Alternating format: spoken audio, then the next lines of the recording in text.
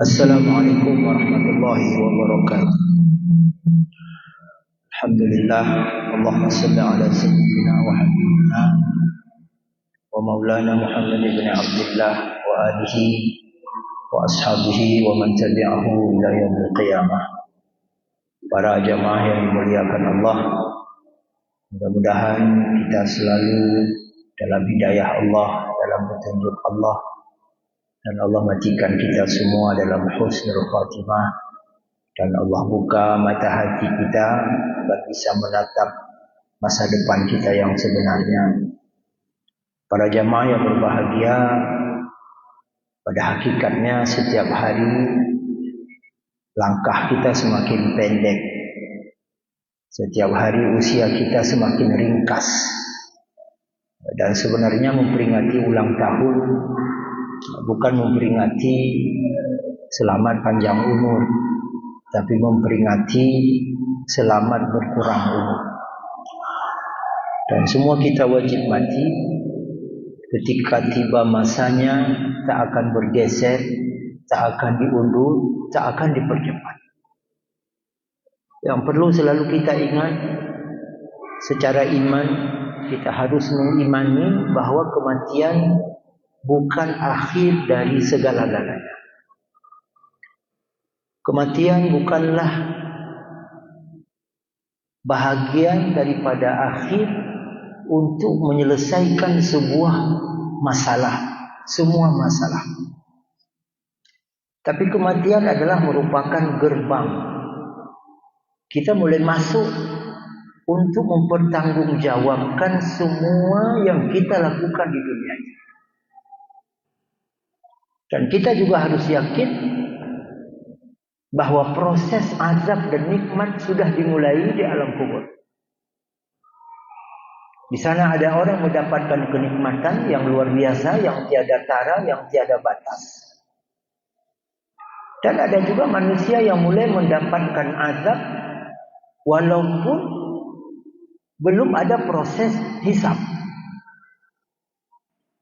Kalau 1000 tahun lagi kiamat malam ini ada yang meninggal dan dia mendapatkan azab, maka mulai malam ini sampai 1000 tahun yang akan datang dia terus menerus dalam azab. Dan di akhirat jalurnya cuma 2. Dan kesempatan cuma sekali. Kalau di dunia, kalau kita lihat taraf manusia itu ada 3. Maka ada yang ekonominya ke bawah, disebut dengan masyarakat miskin. Ada yang ekonomi menengah. Ada orang yang di atas. Tapi di akhirat tidak lebih dari 2. Kalau tidak ahlus syaqawah, ahlus sa'adah. Kalau tidak ahlus sa'adah, ahlus syaqawah. Kalau tidak bahagia, ya celaka. Kalau bukan neraka, adalah syurga. Kalau bukan syurga, adalah neraka, dan sebaliknya. Dan kita, saya rasa perlu bertanya semua kita masing-masing. Ini kalau sekarang kita mati, kira-kira yang menunggu kita syurga atau neraka? Kalau sekarang kita berpulang malam ini, nyawa kita dicabut, ini kira-kira tempat kita di mana? Kalau malam ini saya meninggal, pulang dari sini nyawa dicabut, nafas berakhir, saya dapat syurga atau neraka? Dan disinilah mudah-mudahan kita akan tergugah. Ada 4 golongan manusia misalnya, yang akan mudah sekali masuk syurga, dan bahkan dia dirindukan oleh syurga dari sekarang. Syurga itu manggil-manggil dia. Ada 4 golongan manusia ini. Mudah-mudahan kita masuk dalam salah satu golongan ini, kalau bisa ke-4-4-nya. Coba bayangkan bagaimana bahagianya kita, nama kita terukir di semua pintu syurga, dan semua syurga manggil kita. Surga banggakan kita kepada para bidadari. Bidadari banggakan kita kepada malaikat. Malaikat banggakan kita kepada surga bidadari dan juga sesama malaikat. Bahwa itu adalah penghuni surga. Dia akan masuk di surga ini. Dan juga boleh di surga sana. Boleh di surga sana. Dirindukan oleh surga. Siapa? Pertama, talil Quran. Orang yang sering membaca Al-Quran. Dan ini salah satu yang kita sedihkan di zaman ini, saudara-saudaraku sekalian. Di masjid banyak sekali Al-Quran sudah bertahun-tahun tersusun rapi. Seolah-olah dia baru diletakkan di situ. Seolah-olah baru dibawa pulang dari toko, diletakkan di situ. Sudah 5 tahun masih rapi, sebagai pertanda gak pernah disentuh. Dan orang-orang sekarang sebahagiannya sudah lebih banyak baca ini daripada baca Quran. Di satu sisi dia berharap, ya Allah aku ingin surga. Tapi jalan untuk mendekatkan dia kepada surga dia tidak lakukan. Maka saudaraku sekalian, mudah-mudahan kita tergugah semuanya. Di rumah kita wajib ada Al-Quran. Kita harus wajib aja ada Al-Quran. Keluarga kita punya Al-Quran. Anak-anak kita punya Al-Quran. Semua orang yang ada di rumah kita punya Al-Quran. Tidak ada tandanya. Malam ini dibaca 4 halaman. Malam besoknya 10 halaman. Malam besoknya 1 juz. Tandai, khatam. Ulang lagi. Coba bagaimana sedihnya kita Bapak Ibu sekalian. Dengan alasan sibuk, dengan alasan bisnis, dengan alasan ini itu. Bertahun-tahun Al-Quran tidak pernah khatam dibaca. Dan saya rasa banyak umat yang 10 tahun tidak 1 kali khatam Quran. Ini mudah-mudahan saya tidak menuduh. Tapi firasat saya begitu. Di satu sisi dia ingin surga. Maka saudaraku sekalian, kalau boleh, wajibkan diri kita baca Al-Quran setiap hari. Kita salat subuh berjamaah di masjid yang mulia ini. Masya Allah, masjid kita sudah sangat megah. Tapi demi Allah, Allah tidak tanya di akhirat nanti, masjid di kampungmu ukirannya bagus atau tidak? Masjid di kampungmu luas atau tidak? Masjid di kampungmu berapa harganya? Berapa triliun? Tidak. Tapi yang Allah tanya, masjid di kampungmu makmur atau tidak? Innama ya'muru masajidallahi man amana billahi wal yawmil akhir. Orang yang mau memakmurkan masjid hanya orang yang beriman kepada Allah. Mohon maaf saudaraku sekalian, saya pernah singgah di sebuah masjid, kebetulan lewat waktu zuhur. Di satu sisi hati saya merintih, masjidnya besar. Tapi jamaahnya 3 orang. 3 orang jamaahnya. 1 imam tambah makmum 3 orang. Masjidnya hebat sekali. Masjidnya besar sekali. Tidak saudaraku sekalian. Al-Quran juga begitu. Bahkan sudah mulai ada umat pada saat ini di rumahnya tak ada Al-Quran. Dan sudah mulai banyak umat pada saat ini yang tidak mampu baca Al-Quran. Kapan terbukti? Ikut tes caleg, ikut tes calon kepala daerah, ikut tes calon sesuatu. Gugur karena tidak mampu baca Quran. Bapak Ibu sekalian, Allah hargakan surga kepada kita murah sekali. Murah sekali. Tapi kenapa kita tidak mau beli? Dengan rajin kita membaca Al-Quran, tidak saja Allah masukkan kita dalam surga dengan mudah, tapi bahkan kita menjadi manusia yang dirindukan oleh surga. Kemudian yang kedua, orang yang dipanggil-panggil oleh surga, yang dirindukan oleh surga adalah wahafidhul lisan. Orang yang mau menjaga lidahnya. Tidak mencaci, tidak memfitnah, tidak menjatuhkan sahabatnya, tidak menjelek-jelekkan orang lain, tidak mencari-cari kesalahan orang lain, dan menutup kekurangan dan kesalahan orang lain. Saudaraku sekalian, dalam sebuah hadis Nabi sallallahu alaihi wasallam bersabda yang mafhumnya lebih kurang, siapa yang menutupi aib saudaranya, maka Allah akan menutupi aibnya di akhirat nanti. Aib kita luar biasa banyak mungkin. Kalau Allah buka aib kita, boleh jadi tidak jadi masuk surga. Kalau Allah buka semua kesalahan masa lalu kita, Allah buka semua dosa kita, boleh jadi enggak jadi masuk surga. Dan semua orang tahu, oh ternyata si fulan begini, si fulan begini, si fulan. Dibuka semua. Tapi kalau kita mau tutup aib orang, Allah akan tutup aib kita. Maka jaga lidah, saudaraku sekalian. Ini kita pemilu sudah selesai. Pemilihan presiden sudah selesai. Jangan cari dosa dengan mulut ini. Saya tidak menyatakan saya dukung siapa. Itu hak saya. Itu hak politik saya. Hak politik kita semua. Tapi yang ingin saya sampaikan, jangan cari dosa gara-gara politik. Si fulan begini, si fulan begitu, si fulan anak PKI, si fulan anak fulan, si fulan anak fulan. Tidak menjaga lidah. Jaga lidah, saudaraku sekalian. Jaga lidah.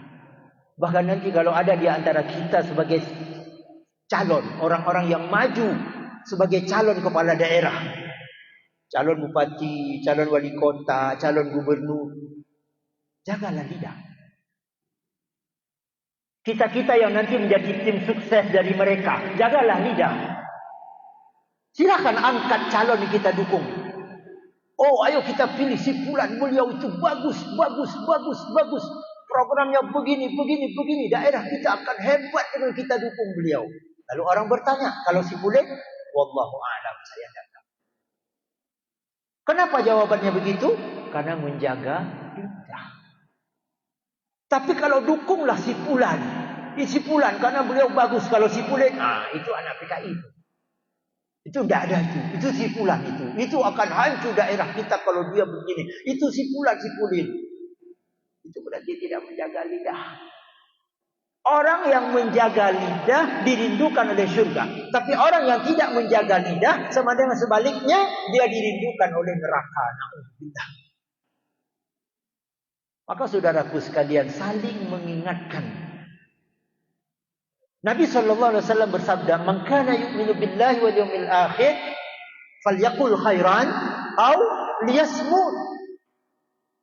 Siapa yang menyatakan dirinya beriman kepada Allah, beriman kepada hari akhirat, percaya kepada Allah, percaya adanya surga dan neraka, percaya adanya akhirat, falyaqul khairan. Maka hendaklah ucapan yang keluar dari mulutnya adalah ucapan yang baik. Oh, saya tak mampu. Saya bukan da'i, saya bukan penceramah, saya bukan ustaz, saya bukan orang alim, saya bukan orang yang banyak ilmu. Kalau tak mampu, auliyasmut, atau hendaklah dia diamkan mulutnya itu, diamkan lidahnya itu, yang dia ucapkan hanya yang baik.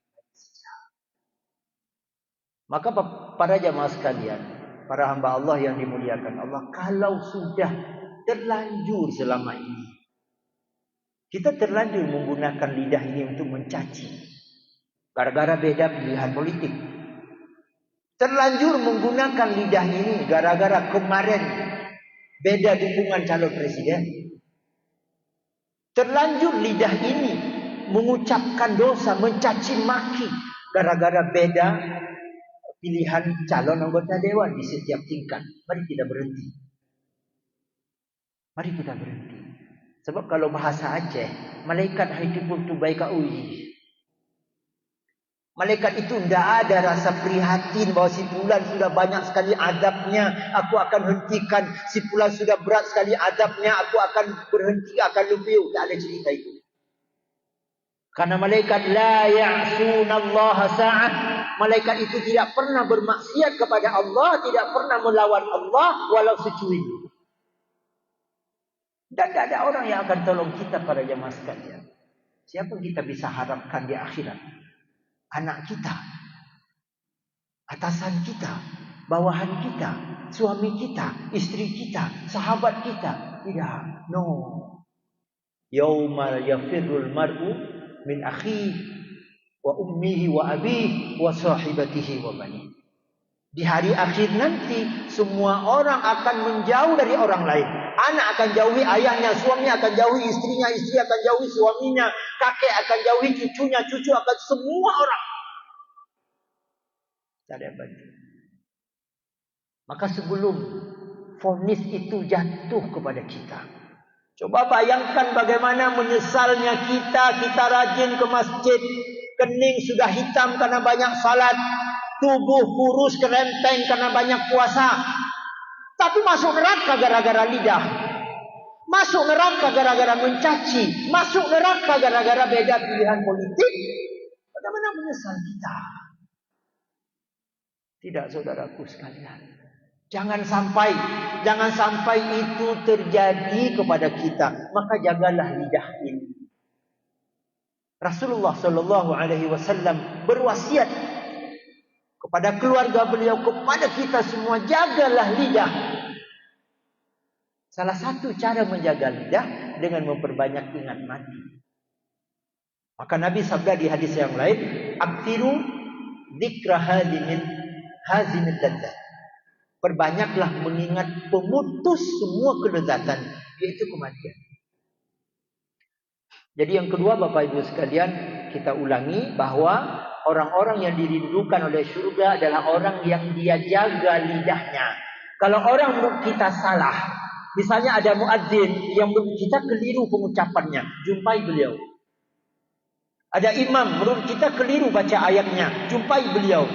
Ada imam yang menurut kita keliru baca doanya, jumpai beliau. Assalamualaikum, mohon maaf Pak Imam, saya dengar tadi Pak Imam membaca ayat begini, itu loncat satu ayat. Oh, buka Quran. Oh betul, terima kasih. Tidak malah keluar dari sini, apa imam Masjid Agung, udah dipilih, udah direkrut, bagus-bagus, baca ayat tidak betul. Dijawab sama yang satunya lagi, memang bupati kita tidak beres. Kak kedih betul, bupati kedih hanya beres. Sama dengan itu mencari neraka. Sebab hubungan kita sesama muslim, kan salah satu perintah Allah, wal asr innal insana lafi khusrin illa alladhina amanu wa 'amilus salihati wa tawasaw bil haqq wa tawasaw bis sabr. Apa makna wa tawasaw bil haqq? Salah satu maknanya, kalau ada sesuatu yang keliru menurut kita, maka yang benar datangi dia, sampaikan kepada dia, bukan malah diumbar kekurangannya itu kepada orang lain. Yang ketiga, wa mut'imul ji'an. Orang yang dirindukan oleh surga yang ketiga adalah orang yang berkenan membantu saudara-saudaranya yang susah. Orang-orang yang berkenan membantu saudara-saudaranya yang hidup di bawah garis kemiskinan. Saudaraku sekalian, kita jangan pernah berpikir orang-orang yang hidup menderita itu tugasnya pemerintah. Itu tugasnya bagian Isra kantor bupati, bagian Kesranya itu tugas bagian karunya, itu tugas Pak Sekda, itu tugas Pak Bupati, itu tugas Ketua Dewan. Bukan, itu tugas kita. Itu kewajiban semua kita. Kalau kita mengetahui ada saudara kita yang belum makan gara-gara tidak ada beras, belilah beras. Kita mampu satu sak, satu karung, belilah satu karung. Saudaraku, ini kemampuan saya, terimalah. Ditulis nama kita di pintu surga. Allah akan banggakan kita. Karena salah satu sifat Allah adalah Maha Pemberi. Allah memberi tanpa pamrih, Allah memberi tanpa mengharapkan imbalan. Orang yang menggunakan sifat Allah yang demikian, Allah senang.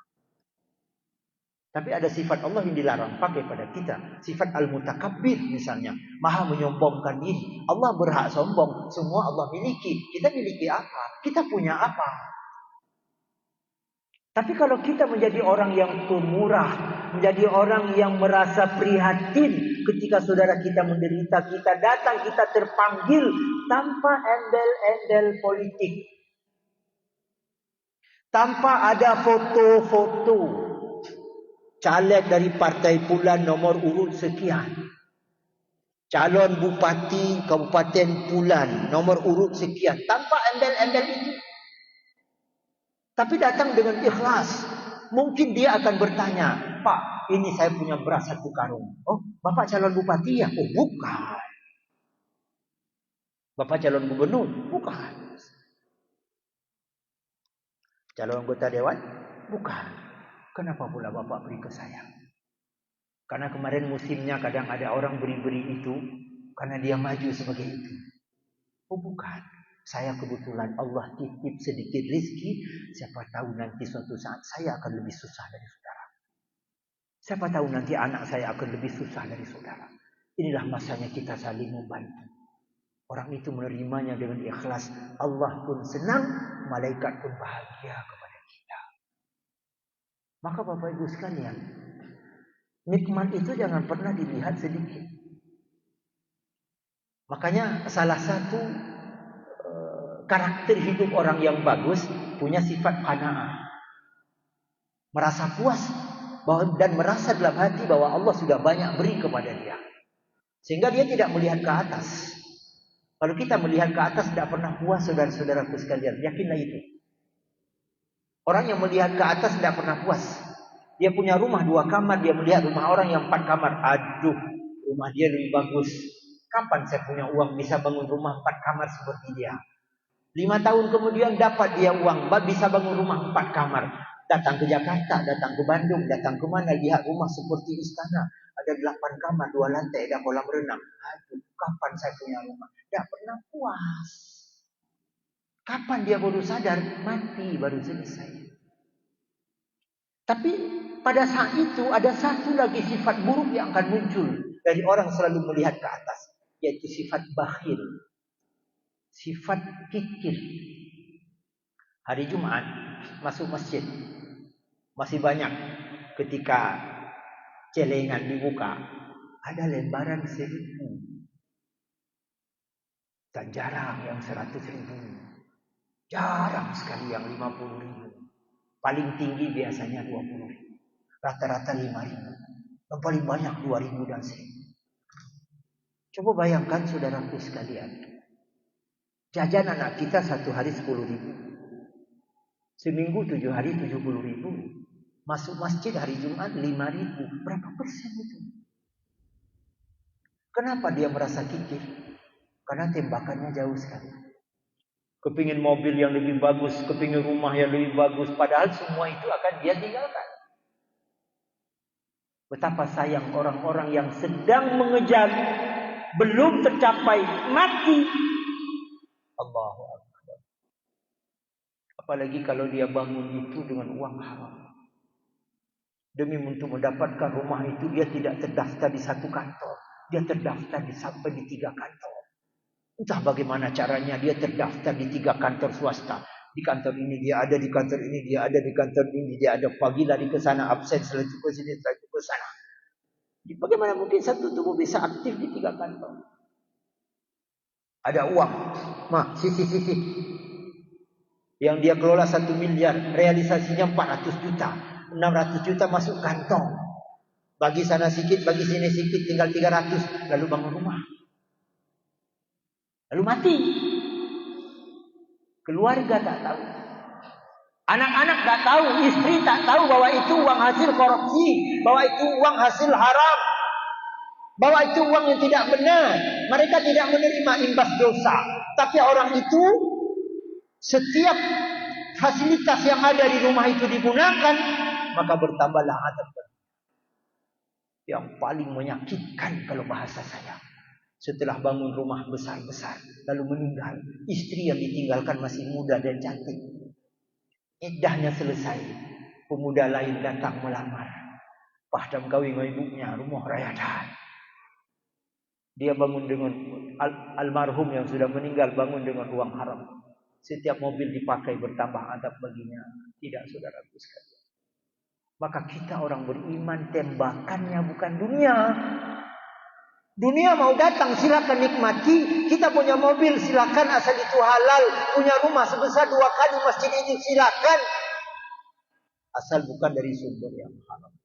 Sebab semua kita wajib mati. Idza jaa ajaluhum la yastakhiruna sa'ah. Kalau ajal sudah tiba, tak ada pemunduran walau 1 detik. Pas sepas-pasnya.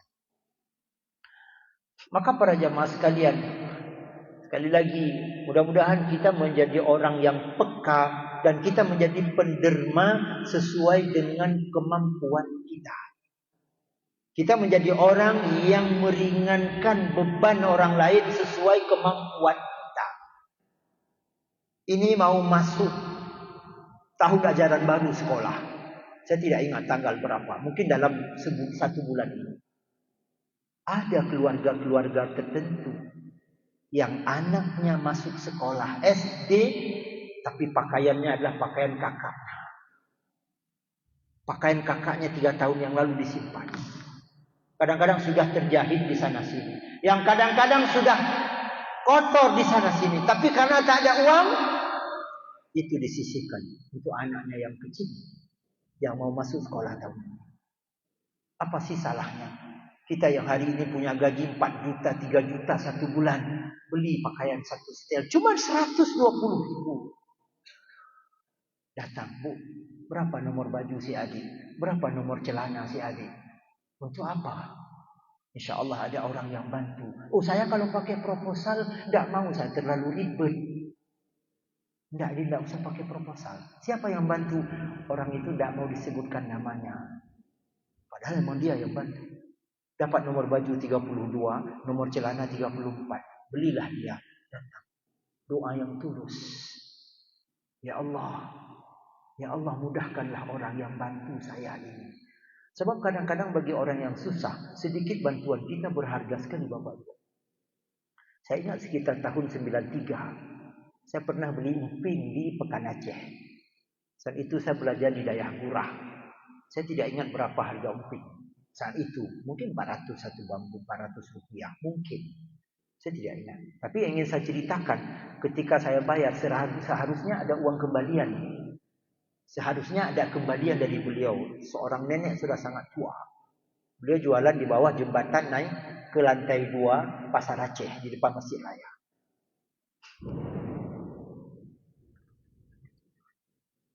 Ketika beliau sedang cari-cari dalam tas lusuh beliau, saya berkata, Mak, tidak usah balik lagi, tidak usah kembalikan lagi kaji, Mak, belin kembali kaji. Alhamdulillah. Banyak doa beliau untuk saya. Salah satu doa beliau apa? Supaya saya bisa ke tanah suci.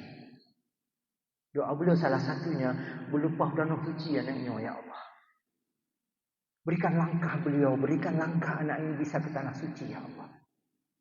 Saya tidak bayangkan, tahun 2017, saya dibawa orang menuju ke tanah suci tanpa perlu bayar tiket. Dan Alhamdulillah saya tidak mau sebut sudah berapa kali saya dibawa orang berangkat ke tanah suci. Mungkin dengan doa sang nenek itu yang tulus. Maka Bapak Ibu sekalian, tangan di atas jauh lebih baik daripada tangan di bawah. Ini kurban di depan mata. Jangan jadi orang meminta, mana bagian saya? Kurban jatah saya mana? Bagian saya mana?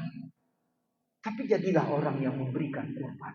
Kalau kurban satu porsi 2.500.000, tidak sampai 7.500 satu hari. Tapi imbalannya luar biasa. Luar biasa imbalannya. Salah satunya ketika Rasulullah perintahkan kepada Sayyidatuna Aisyah. Ya Aisyah, qaddimi udhiyataki wa syahadiha. Wahai Aisyah, ketika kurbanmu disembelih, datang dan saksikan. Lihatlah, perhatikanlah kata Rasul. Lalu Aisyah bertanya, kenapa saya harus? Ya, nak betul. Ya, nak buat apa baju? Dah sambung ju? Kenapa saya harus datang? Rasulullah menjawab, sesungguhnya ketika tetesan darah pertama dari batang leher hewan yang kamu sembelih mengalir ke dunia, jatuh mengenai tanah, maka semua dosa-dosamu, semua kesalahanmu sudah diampuni oleh Allah Subhanahu wa taala. Nil. Bos Nil. Siap kalau adik dari luar Puhu Center, kadang tu kata makut, tidak leh. Nah, jadi itu yang ketiga. Jadi bantulah orang-orang yang memang menurut kita susah semampu kita. Kemudian mengingat waktu yang terakhir. Bahwa orang-orang yang dirindukan surga yang terakhir adalah orang-orang yang ikhlas berpuasa di bulan Ramadan. Ini sudah berlalu. Mudah-mudahan kita bertekad, kita bisa bertemu dengan Ramadan tahun yang akan datang. Kita berpuasa bukan karena pamer, bukan supaya kita dipuji, disanjung, tapi kita berpuasa ikhlas lillahi ta'ala. Saudara-saudaraku sekalian, salah satu hal yang sangat perlu kita ingat, bahwa kita berbuat untuk Allah, balasannya luar biasa. Kalau kita berbuat untuk manusia, kadang balasannya kecil. Kita tambah perbuatan, kadang-kadang kita tidak dibayar. Mungkin ini yang terakhir sebelum saya tutup, saya ingin bayang-bayang sedikit. Misalnya ada seorang pembantu, kita rekrut, ada pembantu di rumah kita, dalam kontrak kerja secara tidak resmi, kamu mau tidak kerja di rumah saya, bantu-bantu di rumah saya? Pasti dia tanya, apa pekerjaan saya? Ya, pekerjaanmu nyuci, masak, bersihkan rumah. Nyuci, masak, bersihkan rumah. Oh, boleh. Saya bisa nyuci, berarti setrika juga. Ya, nyuci, setrika, masak, bersihkan rumah. Alhamdulillah saya mampu. Berapa gaji saya? 2 juta. Oh, tambahlah Pak sedikit. Berapa kamu mau? 2,5 Pak. 2,5 juta. Jadi pekerjaan saya nyuci, nyetrika, masak, sampai cuci piring juga, kemudian bersihkan rumah. Baiklah, dengan janji 2,5 juta, 3 tugas itu.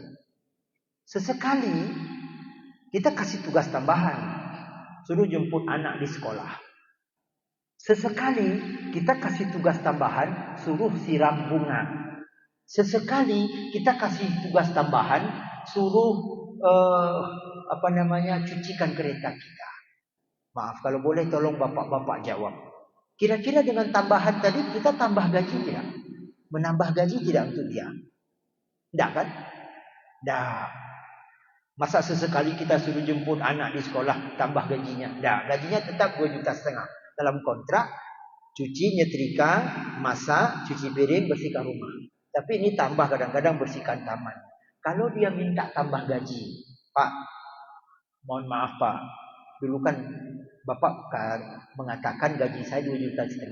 Ya, pekerjaan saya nyuci, nyetrika, masak dan cuci piring, beserta bersihkan rumah. Tapi Pak, bulan ini kan ada 4 kali saya jemput adik, ada 1 kali saya cuci kereta, ada 5 kali saya catat saya nyiram bunga. Oh, terus itu kan bukan tugas saya Pak, itu kan bukan pekerjaan saya, tidak ada di kontrak. Terus saya minta tolong ditambah Pak gaji saya untuk bulan ini sedikit. Oh begitu, berapa kamu minta tambah? 200.000, kita kasih. Tapi mulai bulan ini saya tidak pakai lagi kamu menyanyi dah, tambah duit, lah kita tambah gaji, tak kita kasih. Saya rasa semua kita mungkin begitu. Tapi coba kita dengan Allah. Selama ini kita salat, Allahu Akbar. Selesai iftitah, Bismillahirrahmanirrahim, Alhamdulillahirabbil alamin. Nanti mulai salat Isya, Allahu Akbar. Setelah iftitah, A'udzubillahi minasyaitonirrajim, baru Bismillah. Itu pahala besar yang Allah tambah. Selama ini datang ke masjid, hanya salat sunat tahiyatul masjid. Setelah itu salat subuh berjamaah. Mulai subuh nanti salat sunat sebelum salat subuh, namanya salat sunat fajar. Berapa imbalannya? Salat sunat 2 rakaat itu kan cuma 5 menit 5 menit ya. Itu salat agak santai 5 menit. Mungkin kalau pakai perangko kilat 2 menit selesai. Katakanlah 5 menit santai. Berapa imbalannya saudaraku sekalian? Coba lihat bagaimana sayang Allah kepada kita. Raka'atul fajri khairum minad dunya wa ma fiha. 2 rakaat salat sunat fajar, salat sunat sebelum salat sunat subuh, Allah akan beri imbalan di akhirat nanti berupa pahala, berupa kenikmatan, berupa kemewahan. Andaikan dihargakan, harganya lebih mahal dari harga bumi beserta isinya. Lebih mahal dari harga bumi beserta isinya, bermodalkan cuma 5 menit. Maka Bapak Ibu sekalian, sayang sekali Allah kepada kita. Mudah-mudahan kita selalu dalam ridha Allah, dan kami mohon maaf atas segala kekurangan dan kejanggalan dari kami. Mudah-mudahan sebagaimana malam ini Allah pertemukan kita di masjid ini, di akhirat nanti Allah kumpulkan dan pertemukan kembali kita di dalam surganya, dan semoga kita dijauhkan daripada azab dan nerakanya. Hadanallahu wa iyyakum ajma'in. Wassalamualaikum warahmatullahi wabarakatuh.